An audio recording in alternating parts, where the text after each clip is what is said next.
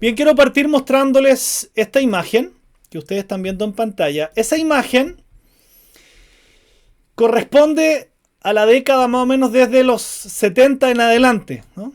Yo soy de los finales del 70, así que bueno, cada uno acá tendrá sus años, ¿cierto? ¿Qué es lo hermoso de esto? Que este era un movimiento de Jesús en los Estados Unidos, el cual enfatizaba constantemente acerca de la segunda venida de Cristo. Este movimiento fue tan grande, tan poderoso de parte de Dios que tuvo efectos que se sintieron incluso en América Latina. Parecía que todo el mundo hablaba del regreso de Cristo. Sin embargo, como vemos en muchas cosas, lamentablemente, en las últimas 4 décadas, el entusiasmo ha desaparecido lentamente, ¿cierto? Y hoy, lamentablemente, rara vez escuchamos un sermón completo acerca de la segunda venida del Señor. Gracias, Señor, porque hoy día rompemos esa tendencia, ¿cierto? Porque hoy día vamos a escuchar un sermón completo de la segunda venida del Señor. Lamentablemente ha decaído mucho el hablar en la iglesia de la segunda venida de Cristo. Y eso es muy importante, ¿no? Por eso el mensaje de hoy tiene por nombre: el día del Señor vendrá. El día del Señor vendrá, no tenga, por supuesto, ninguna duda, porque el Señor lo ha prometido. Que es importante que entendamos que el día del Señor implica un juicio final para aquellos que no han creído, ¿no? Pero supone también un día de gran celebración para los que realmente se han convertido a Cristo. Quiero partir con algo importante. Siempre dejo las cosas importantes a lo mejor para más tarde, ¿no? Pero quiero partir con algo importante. Cuando los autores de la Biblia mencionan que se avecina un juicio futuro, usted puede escuchar ahora de la segunda venida, puede escuchar acerca del juicio, ¿cierto?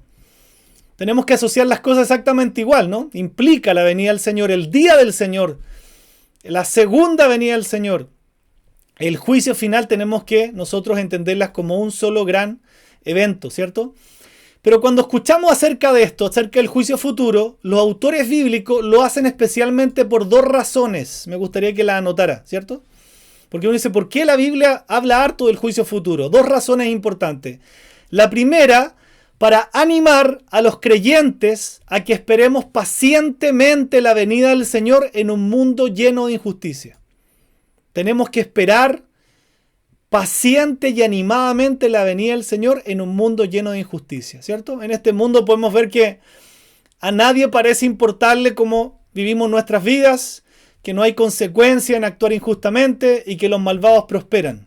Dígame si no se le ha pasado alguna vez alguna idea de este tipo, ¿cierto? ¿Por qué los malvados prosperan, ¿cierto? ¿Por qué la gente buena, ¿cierto?, tiene que vivir cosas malas y los malos prosperan? Esto no es ninguna sorpresa. En Eclesiastés, que estamos viendo en pantalla, capítulo 8, versículo 14, dice: y eso no es todo lo que carece de sentido en nuestro mundo. Ponga atención. En esta vida, a las personas buenas se les suele tratar como si fueran malvadas, y a las malvadas como si fueran buenas. Eso no tiene ningún sentido. ¿Es así o no? Claro. Como dice también la Biblia que hoy día le llaman a lo bueno malo y a lo malo bueno. Lo tenemos claro, no tenemos que mostrarnos sorprendidos, ¿no? Sino que sabemos que esas cosas van a suceder. Por eso que en 2 de Pedro, capítulo 3, ya estamos terminando la carta del apóstol Pedro, la segunda carta. El apóstol nos está recordando que la forma en que vivimos de este lado de la gloria, sí importa la luz de la eternidad. Viene un juicio, ¿cierto? Donde los justos van a recibir recompensa y los malvados van a recibir su debido castigo. Entonces, la primera razón por la que los autores bíblicos nos animan, ¿cierto?, a esperar el juicio futuro, la venida del Señor, el día del Señor, primero, para animarnos a que nosotros esperemos pacientemente. Y lo segundo, para despertar al pecador a la realidad de que hay un juicio venidero, ¿cierto? Una de las cosas que enfatizamos fue que, recuerde que los falsos maestros negaban 2 cosas, que están entrelazadas, por supuesto. La segunda venida del Señor la negaban, y negaban el juicio futuro. Porque Dios, a través de sus hombres, ¿cierto?, inspirados por el Espíritu Santo, nos recuerda esto, para despertar al pecador acerca del juicio venidero. Si nosotros nos adelantamos un poquito al tema de hoy, en 2 de Pedro 3:11 dice: la Biblia, dado que todo lo que nos rodea será destruido de esta manera, ¿cómo no llevar una vida santa y vivir en obediencia a Dios? Qué importante el versículo, ¿no? Nos está asegurando que todo va a ser destruido. Entonces, ¿cómo no llevar una vida santa y vivir en obediencia a Dios? Necesitamos despertar a la realidad de un juicio venidero, ¿ya? En nuestros días, y esto nos pasa a nosotros, ojo, ¿no? De una u otra forma los creyentes a veces somos demasiado cómodos, ¿cierto? Nos acomodamos en este mundo. No somos de este mundo, pero nos acomodamos en este mundo, ¿no? A veces nos sentimos a gusto en este mundo y la Biblia dice que no somos de este mundo. Nuestra ciudadanía, ¿dónde está? En los cielos, ¿no? Y por eso que también a los cristianos, lamentablemente, a veces no nos entusiasma la llegada del siguiente mundo, ¿no? O no nos interesa mucho el regreso de Cristo, porque de manera contraria estaríamos expectantes, ¿cierto? Evangelizando, dice la Biblia que preparando el vestido como la novia espera al novio para casarse, ¿no? Entonces nos damos cuenta que a la luz del Nuevo Testamento debiéramos despertar mucho más cada día con esta expectativa tan grande de que hoy puede ser el día en que lo veamos como realmente es al Señor, ¿no? No debemos temer ese día. Sí, es verdad que va a ser un día difícil, ¿no? El día de juicio no es un día fácil, pero va a ser un día de espanto para aquellos que no creyeron. Va a ser un día de profunda alegría y gozo para aquellos que realmente esperamos y creímos en la segunda venida del Señor, ¿cierto? O del Mesías, como dice la Biblia. Entonces, las cosas por venir, ¿cierto? Como se llaman los eventos del futuro, son extremadamente importantes. Yo le quiero compartir esto que son puros datos bíblicos. Si usted quiere lo anota, lo fotografía, los marca como quiere. Para que nosotros realmente escuchemos bien, ¿cierto? ¿Qué importancia tiene la Biblia en estos eventos? Primero, más de una cuarta parte de la Biblia es profecía predictiva. Más de una cuarta parte, más del 25% de la Biblia es profecía predictiva. Segundo, aproximadamente un tercio de la Biblia aún está por cumplirse. Mire este dato. Más de 1800 referencias al regreso del Señor aparecen en el Antiguo Testamento y 17 libros del Antiguo Testamento le dan protagonismo a este tema. En los 260 capítulos que tiene el Nuevo Testamento hay más de 300 referencias a la segunda venida. No estamos hablando de la primera acá, estamos hablando de la segunda. Es decir, 1 de cada 30 versículos habla de esto. 23 de los 27 libros del Nuevo Testamento, imagínense, no sé qué porcentaje será eso, se refieren a este gran evento. Y por último, por cada profecía en la Biblia que había sobre la primera venida de Cristo, hay 8 sobre su segunda venida. Nosotros necesitamos definitivamente estudiar las Escrituras para comprender las cosas que Dios ha revelado el futuro. ¿Ya? Los veo a todos aquí. ¿Cómo se llama la doctrina que habla de los últimos tiempos? A ver si están atentos. Yo quiero que estemos muy atentos aquí. Doctrina que habla de los tiempos del fin. ¿Cómo se llama? Necesitamos estudiarla. ¿Nadie? La hemos escuchado tantas veces.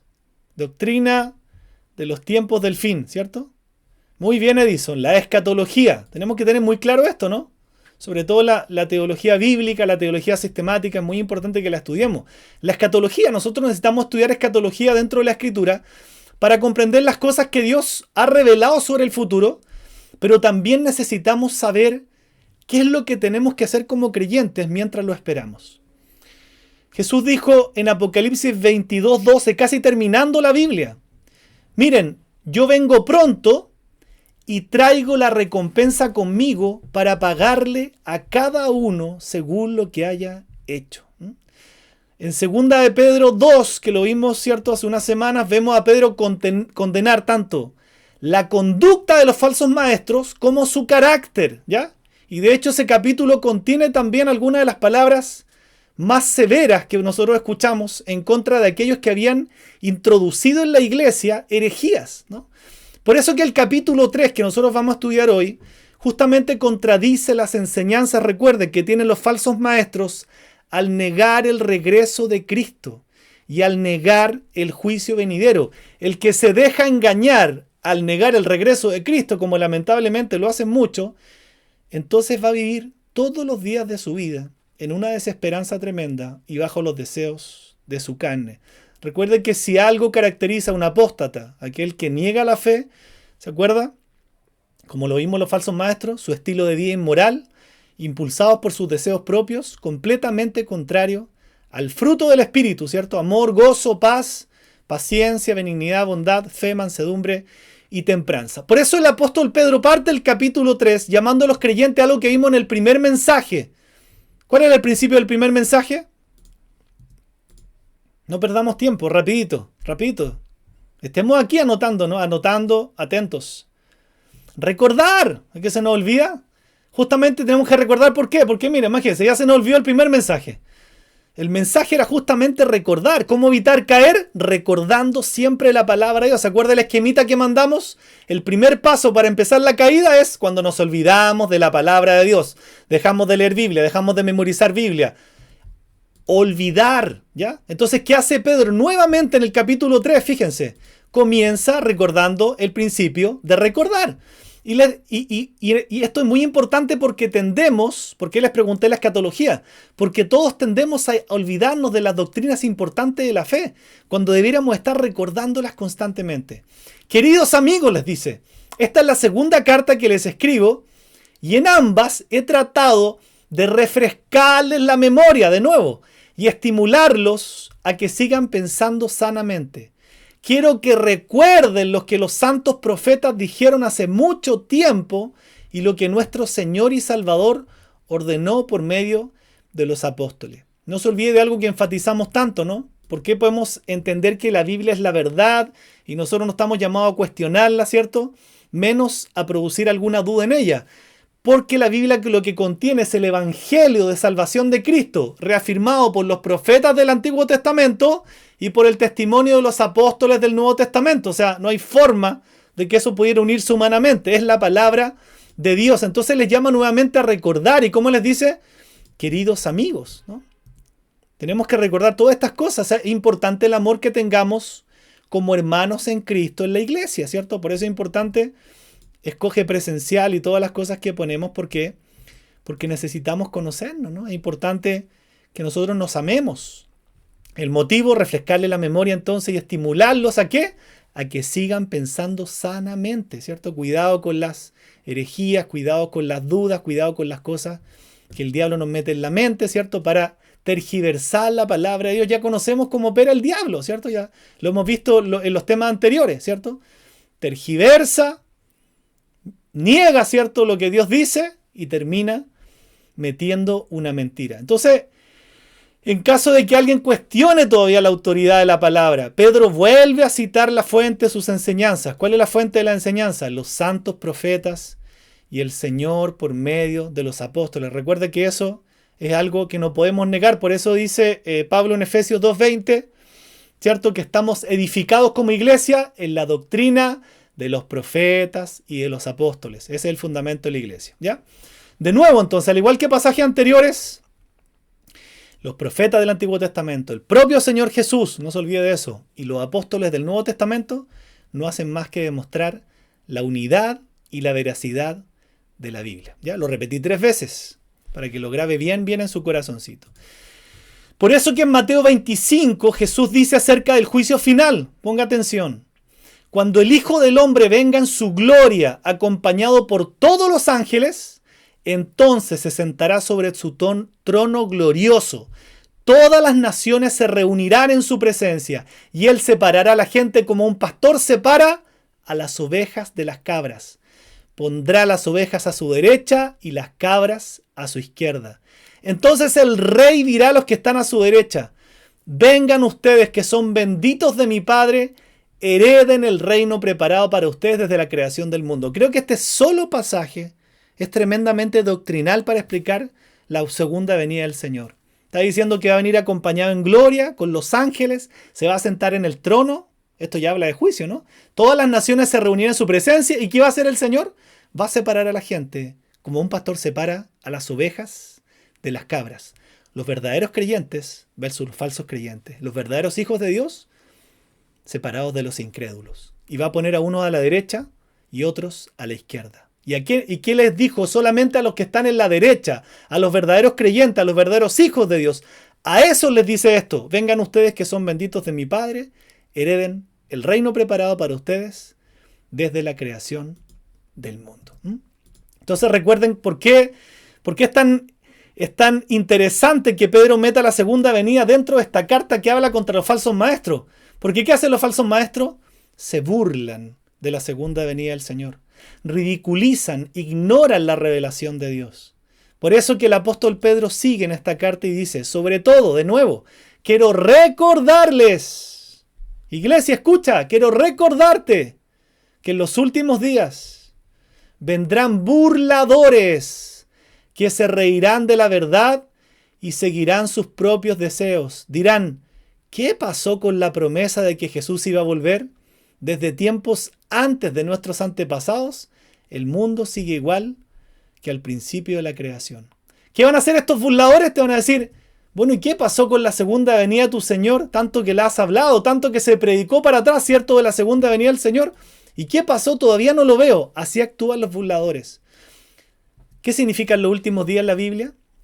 Cuando la Biblia en los últimos días significa el período entre la primera venida del Señor y su segunda venida. Esos son los últimos días. Por eso cuando uno dice estamos viendo los últimos días, por supuesto estamos viendo los últimos días. Y nosotros somos los que más cerca estamos viendo los últimos días. Porque los últimos días comprende desde la primera venida de Cristo, empezó la iglesia, empezó los últimos tiempos, hasta la segunda venida. O sea, nosotros estamos en el final de los últimos días, ¿ya? Entonces, Pedro se refiere exactamente a los falsos maestros, ojo con esto, como aquellos que se burlan de lo que Dios ha revelado. Los falsos maestros son justamente los que te dicen a ti y a mí. Yo tuve una conversación con una señora hace poco, que Dios me puso ahí, estaba en la plaza comprando con mi hijo, y dije, le voy a hablar. Sí, he tomado esa decisión de hablarle a quien me cruce. Y ella se burló. Yo dije, bueno, no importa, pero yo tengo que hablarle. Los falsos maestros, los falsos creyentes se burlan de esto. Ay, si cuántas veces me han dicho eso, que el Señor viene por segunda vez, ¿cierto? Yo ya no creo en eso. Justamente lo que está denunciando Pedro es eso. Son falsos maestros y falsos creyentes. Recordemos que Pedro dice que los falsos maestros tienen, ¿cierto?, esa capacidad de burlarse, de ignorar las cosas que son verdad, ¿cierto? Oye, fulanito, fulanita de la iglesia, ¿cuándo? Si siempre me han dicho eso, la promesa de segunda venida, preguntaban los burlones, ¿cierto? Los burlones, los falsos maestros, usan la demora para afirmar que el Señor nunca va a regresar y por tanto nunca va a haber juicio, ¿cierto? Y piensan que con eso se libran, pero ya estamos viendo en Mateo 25 que nadie se va a librar del juicio, ¿ya? Esto lo hemos estudiado, pero es bueno recordarlo. Esto no es consistente con el registro bíblico. ¿Por qué? Porque Dios ha venido en juicio antes y volverá a hacerlo, ¿cierto? Vimos los juicios del Antiguo Testamento en un mensaje anterior, con lujo y detalle. Entonces, cuando alguien está dispuesto a mentir, se vuelve imposible tener un debate razonable o incluso una conversación con esa persona. Los mentirosos a los que Pedro está denunciando están interesados en afirmar lo que se ajusta a sus propósitos, lo que le convenga, ¿cierto? Por eso que también hay idolatría, hacerme una imagen de Dios a mi conveniencia y no como lo revela la Escritura. Por tanto, como no pueden refutar la verdad de la Biblia, ¿qué hacen? Se burlan y se mofan del mismo Dios. Por eso el apóstol Pedro continúa el relato diciendo, ojo, deliberadamente, olvidan que hace mucho tiempo Dios hizo los cielos por la orden de su palabra y sacó la tierra de las aguas y la rodeó con agua. Luego usó el agua para destruir el mundo antiguo con un potente diluvio. Quizás tú pienses, ¿y qué tienen que ver conmigo estos burlones y mentirosos? Ojo. Siempre le he dicho ojo, ¿cierto? Ojo, porque la palabra ¿para quién es? Siempre es para nosotros. No, yo no soy de los burlones ni los mentirosos. Ojo, ¿cierto? Nos falta la persona que te empieza a negar la segunda venida de Cristo y tú empiezas a escuchar. Estos versículos son una advertencia para nosotros, amada iglesia, para que nunca neguemos la narrativa bíblica. Ojo con los que son más antiguos, ¿cierto? A los más nuevitos hay que cuidarlos, siempre darles lo mejor, darles la doctrina correcta, darles más leche. Pero cuidado con los antiguos, ¿cierto? Que se empiezan a olvidar de todas estas cosas. Entonces, ¿qué pasa? El diablo, no es casualidad que el diablo les engañe con cosas porque se olvidaron de las cosas primeras, de las cosas básicas, ¿no? Que aprendimos todos en la vida cristiana. Entonces, necesitamos entender que nunca debemos negar la narrativa bíblica. Por eso que es bueno repasar siempre aún las cosas que ya he leído, ¿cierto? Yo repaso el Génesis y digo, Señor, ¿cuántas cosas me había olvidado? ¿Cuántos detalles se me pasan, no? Y eso es importante. Entonces, primero eso. Segundo, amada iglesia, debemos ser conscientes acerca del cómo vivir, ¿cierto? Debemos ser conscientes de que nosotros necesitamos santificarnos conforme se acerca la venida del Señor. Que cada vez que yo peco, dice ahí, deliberadamente, y sigo pecando, estamos desafiando la autoridad de la palabra de Dios, y eso no es bueno, ¿cierto? Mientras elijamos permanecer pecando deliberadamente, estamos burlándonos de la santidad de Dios. Y estos falsos maestros eran burlones, ¿cierto? Pero por eso es que esta palabra es para nosotros también. Por eso uno dice, ¿qué tengo que ver con ellos? Claro, esta palabra es para mí. Y cuando yo deliberadamente elijo pecar, sé que estoy viviendo en pecado y me da lo mismo y realmente no tomo las acciones. El arrepentimiento es cambiar, no solamente pedir perdón, cambiar. Si yo no hago eso, me estoy burlando de la santidad de Dios. Entonces Pedro les recuerda el primer juicio global, ¿cuál fue? El diluvio. Y que el juicio venidero no va a ser global. El juicio venidero va a ser universal. Los cielos como la tierra van a estar sujetos a este juicio final. Créanme que sin Cristo, yo no quiero estar presente cuando llegue ese día.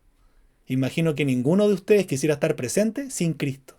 Por eso lo importante en cada mensaje, arrepintámonos y volvamos a Cristo siempre en fe. Vamos a Cristo, apliquemos el Evangelio todos los días, vivamos en arrepentimiento, eso es nuestra vida.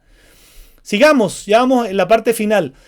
Por esta misma palabra, versículo 7, los cielos y la tierra que ahora existen han sido reservados para el fuego. Anótelo, ¿no? Que nadie le engañe, ¿no? Si la tierra no termina así, no, si el mundo se acaba con el cometa Super Halley que impacta al mundo, así que va. No me digan mentiras. El mundo va a acabar como dice la Biblia. Por esta misma palabra, los cielos y la tierra que ahora existen han sido reservados para el fuego. Es una obra que Dios va a hacer. Están guardados para el día del juicio, cuando será destruida la gente que vive sin Dios. ¿Qué le digo con todo mi corazón? Por favor, evangelice. Por favor, comparte el mensaje de Cristo a su familia, a sus compañeros, a todos. ¿Por qué? Porque aquí es muy claro. ¿Para quién está reservado este día del juicio? Para la gente que será destruida, la gente que vive sin Dios. Por favor, evangelicemos, iglesia. Es muy importante si realmente amamos a nuestra familia, a nuestra gente y perseveremos en caminar a la gente en los caminos de Dios, ¿no? Ayudar, ¿cierto? En toda esta cosa. Por ahora, dice el libro de Hebreos, la creación está siendo sostenida, como siempre, por Dios, ¿no?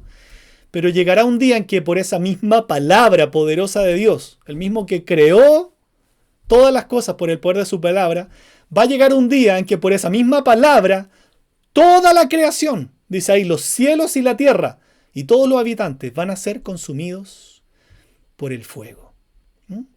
Pablo dice que este será un día de juicio, pero ¿para quién? Recuerde, para la destrucción de los impíos. Nos salvamos de ese día de ira, nos salvamos solamente teniendo a Cristo y viviendo en arrepentimiento y fe, ¿ya?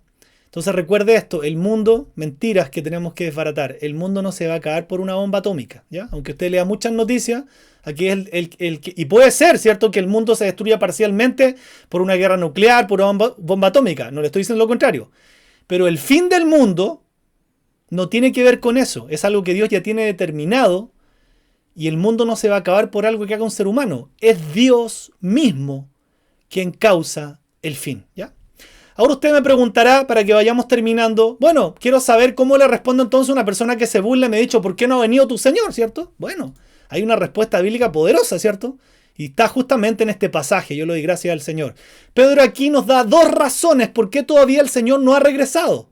Nosotros podemos usar estas razones para contradecir a los falsos maestros, para responder, ¿cierto?, con humildad a los no creyentes, pero también para fortalecer nuestra fe, ¿sí? Nos falta el corazón que dice, en realidad no ha venido el Señor y ¿será que viene? O entonces mejor me tiro, ¿cierto? Me caigo a la borrachera, ¿cierto? O a la droga, cualquier cosa tal, el Señor no va a venir. El diablo nos puede engañar, cuidado, ¿no? Hay dos razones poderosas y yo les pediría que las anote, por favor, ¿no? Versículo 8, razón 1. Sin embargo, queridos amigos, hay algo que no deben olvidar. Para el Señor, un día es como 1000 años, y 1000 años son como un día. Primera razón, para los que conocen al Señor y para los que no conocen, entonces damos la razón 1. El Señor vive fuera del tiempo y el espacio. Yo me puedo aburrir y decir han pasado muchos años. Dios no vive en la esfera del tiempo ni del espacio. Nos cuesta entender eso, ¿cierto? Claro, nos cuesta. Porque nosotros vivimos en esa esfera. Dios trasciende el tiempo y el espacio. Entonces está diciendo para Dios, que trasciende el tiempo y el espacio, un día es como 1000 años y 1000 años son como un día. Dios está mirando al mismo tiempo, pasado, presente y futuro. Él no se puede demorar. Nosotros vemos eso como una demora. El Señor vive fuera del tiempo, fuera del espacio. Por tanto, para Él no aplica el tiempo como aplica para nosotros. En otras palabras, Dios vive en un presente eterno, ¿cierto? Por eso dice la Biblia que Él es el gran yo soy. Apocalipsis dice que Él es el que era, el que es y el que ha de venir. Está al mismo tiempo en todo lugar, pasado, presente y futuro. Razón 1, por tanto, Dios no se está demorando. Él no vive en el tiempo. Él vive en la eternidad. Y por tanto, Él es soberano para escoger el día y la hora de su segunda venida y del juicio final. ¿Ya? Razón poderosísima. Razón 2. Creo que esta la conocemos más, ¿no? En realidad, no es que el Señor sea lento para cumplir su promesa como algunos piensan. Está fuera del tiempo, ¿cierto? Él no trabaja ahí, ya lo sabemos. No vive ahí, no trasciende ahí. Al contrario, aquí hay otra razón poderosa. Es que Él es paciente por amor a ustedes. No quiere que nadie sea destruido. Quiere que todos se arrepientan. O sea, el Señor perfectamente podría llevar, entendiendo esto, que Él está viendo todo al mismo tiempo, el Señor podría llevar a cabo su juicio hoy. Pero yo le pregunto, ¿qué porcentaje de la humanidad sería el infierno? ¿Y qué porcentaje de la humanidad sería el cielo? Entonces, claro que hay una razón poderosa. ¿Cuál es? Que el Señor es paciente por amor a los perdidos. Él no quiere que nadie, el deseo de su corazón es que nadie sea destruido. Él quiere que todos se arrepientan. Ese es el deseo de su corazón, aun cuando la Biblia dice que lamentablemente mucha gente no se va a salvar, ¿no? ¿Recuerda el pasaje, la parábola de la puerta estrecha y la puerta ancha? La puerta estrecha y el camino angosto dice son pocos los que lo hallan. Y el camino de la perdición dice, ancho el camino, en eso van a llegar muchos. Pero el deseo del corazón de Dios es tan bueno que Él no quiere que nadie se pierda, sino que todos procedan al arrepentimiento. Entonces no es que el Señor se atrase, es que Él es paciente, porque si el Señor viniera hoy día a establecer el juicio, probablemente, a lo mejor muchos en su iglesia no se salvarían. Menos, por supuesto, en el mundo, ¿ya? Menos en el mundo. Pero no lo ha hecho porque el Señor es amoroso. Atributo del Señor, Dios es amor, Dios es paciente, Dios es justo también, ¿no? ¿Por qué? Porque hay personas que Dios sabe que van a venir a la salvación hoy, mañana, el próximo mes, el que esté escuchando este mensaje y a lo mejor más allá, deseando que todos se arrepientan. Es que el Señor para nosotros, para nuestra esfera del tiempo, ha retrasado el juicio a favor de la humanidad. ¿Se entiende? En otras palabras, lo que detiene el juicio del Señor hoy es su bondad infinita. No todos se van a salvar, eso está establecido en la Biblia, ¿cierto? Pero el Señor está esperando que miles y miles de personas se arrepientan, se suban al arca de Noé de este tiempo, porque la Biblia dijo, así serán los últimos tiempos, entre primera y segunda venida del Señor. Va a ser como el arca de Noé, que muchos se subieron y otros también se burlaron, pero en un momento dice, Dios cerró la puerta y el juicio fue ejecutado. Dios es misericordioso, pero al mismo tiempo Dios es justo. ¿Ya? Qué hermoso es entender que la paciencia y la misericordia de Dios, en medio de los que han sido confundidos por falsos maestros, Dios la aplica ¿para qué? Para que la gente se arrepienta. Bien, vamos terminando, ¿cierto? Nos deberían animar esto, ¿no? Cuando Él venga, ¿cierto? Por nosotros, cuando Él venga. La frase, el día del Señor, aparece 17 veces, que aparece aquí en este pasaje, el día del Señor. Aparece 17 veces en el Antiguo Testamento, 2 veces en Isaías, 2 en Ezequiel, 5 en Joel, 3 en Amós, 1 en Abdías, 2 en Sofonías, 1 en Zacarías y 1 en Malaquías.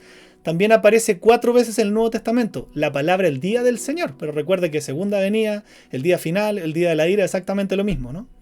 También aparece en el Nuevo Testamento en Hechos, en Tesalonicenses y en esta de segunda de Pedro.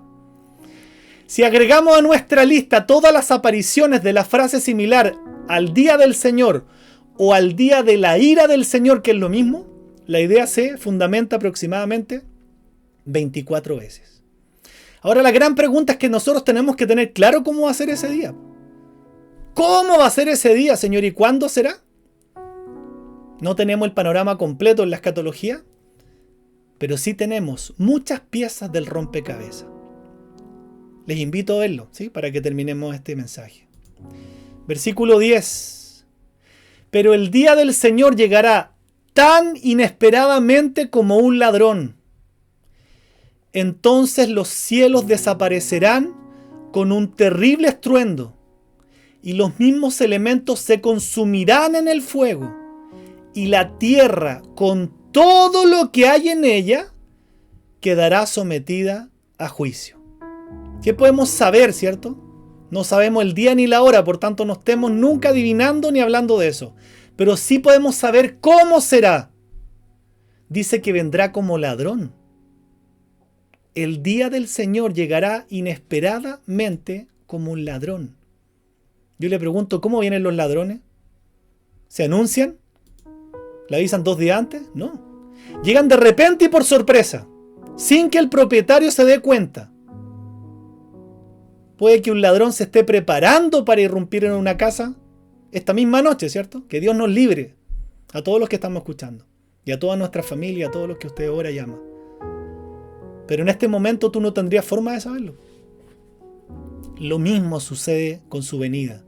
Cristo podría estar preparando su venida para esta misma noche y aún nosotros reunidos no lo sabemos, pero tenemos que estar preparados. Porque todavía tenemos tiempo para venir esta misma noche a Cristo en arrepentimiento y fe, si aún tú realmente no lo conoces como tu Salvador y tu Señor. Es posible que su venida esté tan solo a unas horas, o días, o semanas, o meses, no lo sabemos. Pero ¿qué es lo importante? Que todo el mundo todavía tiene tiempo para arrepentirse y entregarle su vida. Arrepentirse, lo vuelvo a repetir, es cambiar.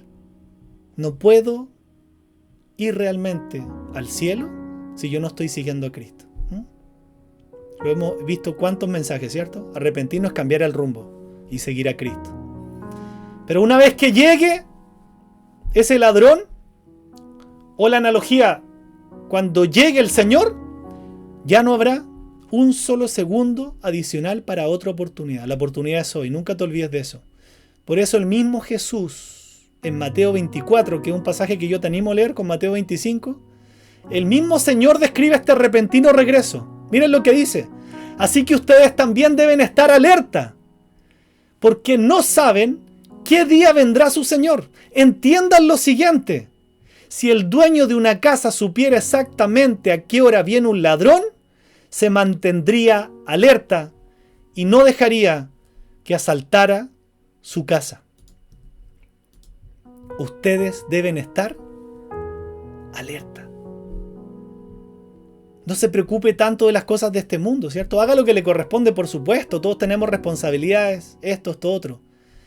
Pero estemos alerta a lo que viene, ¿cierto? A nuestra eternidad. La vida es muy corta en este mundo. Y no somos de acá, dice la Biblia, estamos de paso. Entonces el Señor como que nos recordara, se nos olvida, ¿cierto? A veces uno dice, no he estado alerta a su venida, no he estado alerta a santificarme, a limpiar el vestido, a prepararme, a vivir una vida de iglesia, ¿cierto? Hoy día le enfatizaba a alguien que es importante que tú entiendas lo que es la vida de iglesia. La vida de iglesia se trata de vivir como una comunidad, como una familia. Y para eso no solamente necesitamos conocernos, necesitamos relacionarnos, necesitamos amarnos.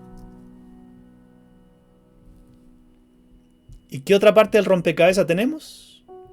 La tierra va a quedar al desnudo. Entonces los cielos desaparecerán con un terrible estruendo y los mismos elementos se consumirán en el fuego y la tierra con todo lo que hay en ella quedará sometida a juicio. La segunda parte, ¿cierto? ¿Qué está destacado aquí? Los cielos van a desaparecer con un terrible estruendo y los mismos elementos se van a consumir en el fuego. La palabra traducida aquí como ser destruido significa derretir o desintegrar. Cuando esto ocurra, dice que habrá un gran rugido y de repente todo se quemará. A veces necesitamos dejar de ver tanta ficción, ¿cierto? En la tele, que el cometa tanto, que el otro, que el ovni, que el platillo volador va a destruir la Tierra. ¡No! El propio Señor va a determinar la destrucción total. ¿Por qué? Porque esto tiene un buen sentido de parte de Dios. ¿Por qué Dios va a terminar con todo esto? Porque Dios va a hacer algo nuevo, que es lo que nos anima el Apocalipsis. Cielos nuevos y tierra nueva para aquellos que realmente fueron suyos en esta vida en la tierra. Por supuesto, Dios no nos va a dejar en esta tierra como está, ¿cierto? Va a ser algo nuevo, algo restaurado. Todo lo que existe va a desaparecer, dice la Escritura.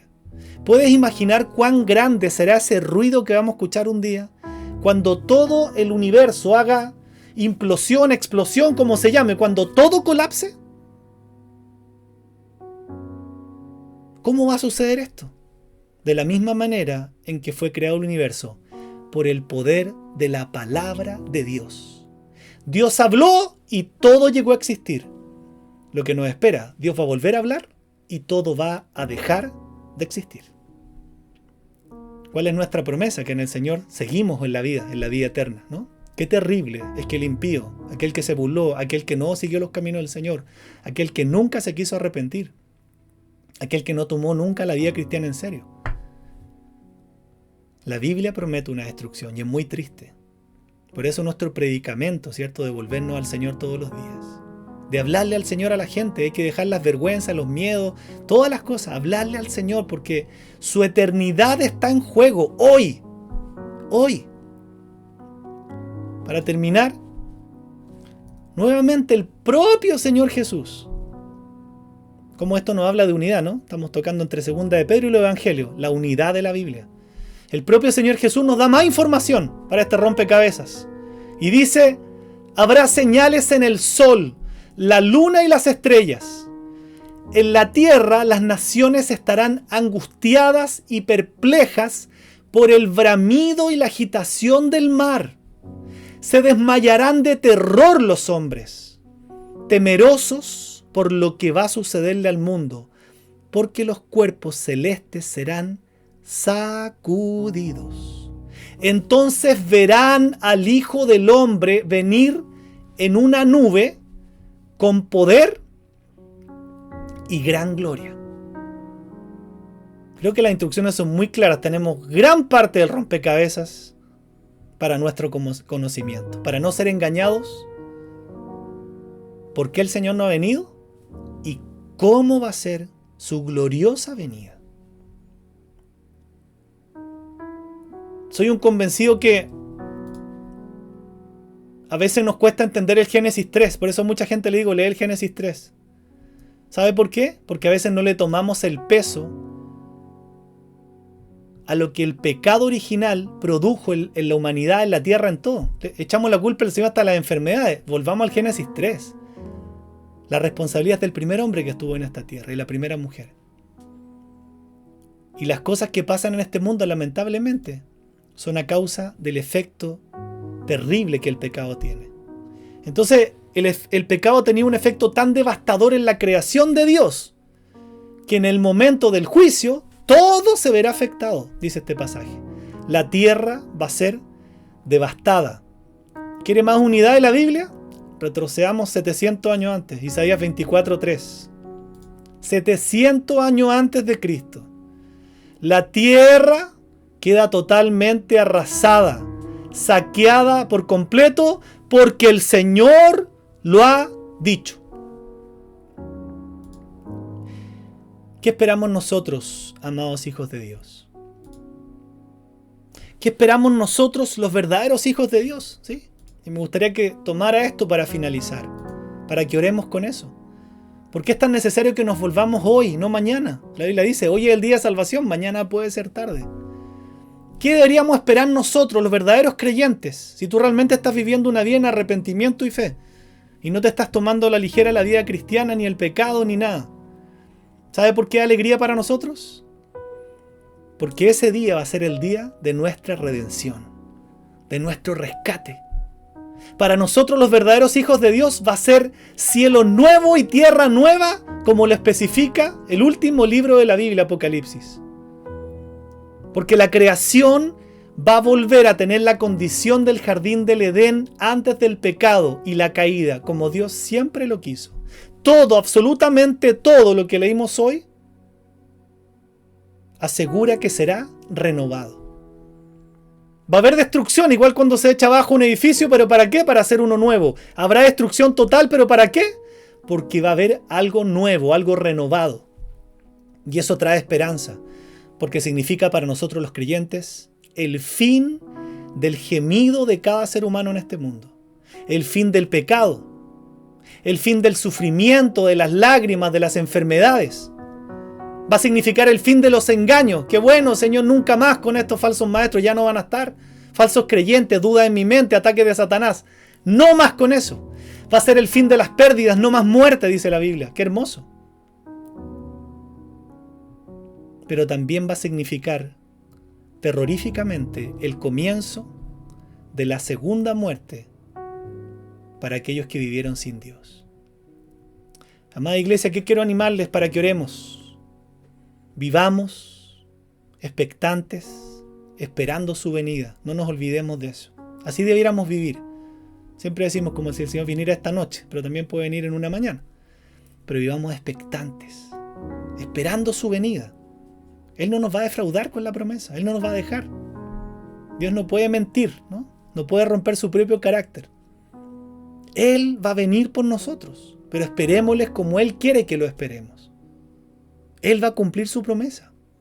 Pero nosotros, los cristianos realmente redimidos por la sangre de Cristo, debemos vivir nuestra vida hasta que Él venga clamando Maranata. ¿Ya? Si alguien no sabe qué es Maranata, Maranata es una palabra del arameo que literalmente significa el Señor ha venido y que perfectamente puede ser usada para decir ven pronto, Señor Jesús. Maranata, ven pronto, Señor Jesús. Yo quiero vivir en esa nueva Jerusalén. ¿Sí? Quiero realmente estar contigo. Pero para eso necesito prepararme. Necesito vivir en santidad. Necesito que mi mente realmente se conmueva con la realidad de lo que va a pasar. Y necesito también esforzarme para hablarle a mucha gente acerca de esto. Y que solamente en el nombre de Jesús hay salvación. Quiero invitarte a que oremos en esta noche. Padre amado, celestial, precioso Dios, gracias por tu palabra. Señor, gracias porque tu palabra contiene, Señor, muchísimos pasajes, versículos que hablan de tu segunda venida.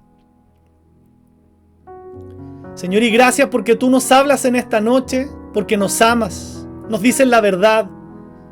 Solamente en tu palabra nosotros encontramos la verdad. Señor, y en esta noche queremos decirte que nos perdones, porque quizás no hemos vivido centrados en ti, en tu palabra, en tu venida. Señor, a veces somos tan de este mundo, tenemos las anclas tan tiradas a este mundo que nos cuesta despegarnos. Nos cuesta despegarnos, Señor, de la seguridad terrenal. Pero gracias porque hoy día tú nos dices que todo eso un día va a ser destruido. ¿Para qué vamos a gastar la vida, los talentos, los dones, los recursos en hacernos cimientos aquí? Por eso recuerdo tus mismas palabras a los discípulos cuando les dijiste, no se hagan tesoros en la tierra. Porque ahí el hollín, las polillas corrompen, ladrones minan y hurtan. Eso se va a destruir, se va a comer. En cambio, hagan tesoros en los cielos.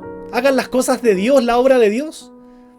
Donde ni la polilla ni el orín corrompen, donde ladrones no minan ni hurtan. Todo lo que hagan para Dios, lo que inviertan por Dios, no va a ser destruido. Señor, que tu segunda venida signifique para nosotros santificarnos. Señor, que estemos expectantes que esa segunda venida, que ese juicio que viene, porque tú eres un Dios justo, signifique para nosotros evangelizar. Que ese juicio venidero signifique para nosotros una alegría expectante de que yo me voy contigo, Señor. Que para mí es vida, que para mí es la nueva Jerusalén, que para mí es cielos nuevos y tierra nueva.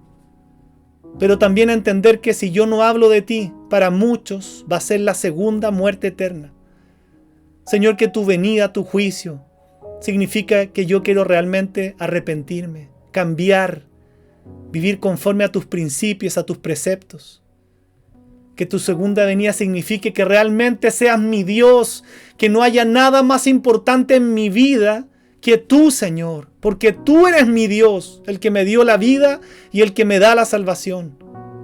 Que para muchos de nosotros signifique, Señor, cambiar conductas. Que para muchos de nosotros signifique ponernos a cuentas con Dios. Que para muchos de nosotros, Señor, signifique nunca más menospreciar su iglesia, sus cosas, no ponerlas en el último lugar, sino en el primero. Que para muchos de nosotros implique vivir como tú quieres que vivamos. Señor, desde el primer siglo, cuando tú ascendiste, esos cristianos ya esperaban tu venida. Y esos son los últimos tiempos. Desde ese momento hasta tu segunda venida. Nosotros estamos más cerca que ninguna generación. Y tú también quieres que vivamos como una iglesia, que vive en comunidad. Pese a los tiempos, la tecnología, todo lo que hay ahora, no importa, podemos vivir amándonos, conociéndonos, visitándonos, comunicándonos, relacionándonos, entendiendo que somos la familia del Señor, ayudándonos si alguno está en necesidad. Pero por sobre todo, Señor, te pido que como iglesia escuchemos tu voz en esta noche y que tú nos hables ya de nunca más seguir, Señor, jugando a la vida cristiana, nunca más seguir cuestionándote algo tuyo. Señor, realmente tú nos hablas en esta noche porque nos amas. Porque el deseo de tu corazón, dice Pedro, el deseo de tu corazón, eres tan bueno. El deseo de tu corazón, Dios, es que ninguno se pierda, sino que todos procedan al arrepentimiento, aun cuando no va a ser así, porque dice tu palabra que muchos, aún en el día final, se van a burlar.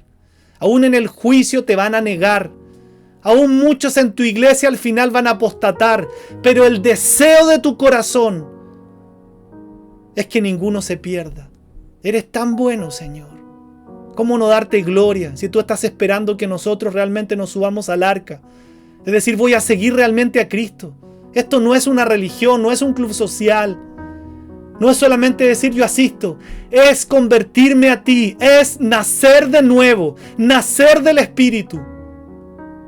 Y vivir los días que me quedan, porque no sé cuántos días nos quedan, viviendo para ti. Y que lo demás, como dice tu palabra, el trabajo, el dinero, todas las cosas, sean secundarias. Sean secundarias, amada iglesia. Señor, queremos decir como iglesia en esta noche, Maranata. Ven pronto, Señor Jesús. A veces no quisiéramos más estar en este mundo caído, lleno de maldad, lleno de pecado, lleno de injusticias. Y es válido que pensemos así. Pero también necesitamos ser misericordiosos en evangelizar a todo el que se nos ponga por delante. Porque entonces también estamos pensando en la eternidad de muchos que hoy no te conocen. Ven, Señor Jesús, por tu iglesia. Maranata, que tu iglesia, Señor, eleve un cántico en esta noche. Maranata, ven por nosotros, Señor Jesús. Hoy te damos gloria, honra, alabanza, poder y honor. Te bendecimos, Señor, en el nombre precioso de Jesús. Amén y amén.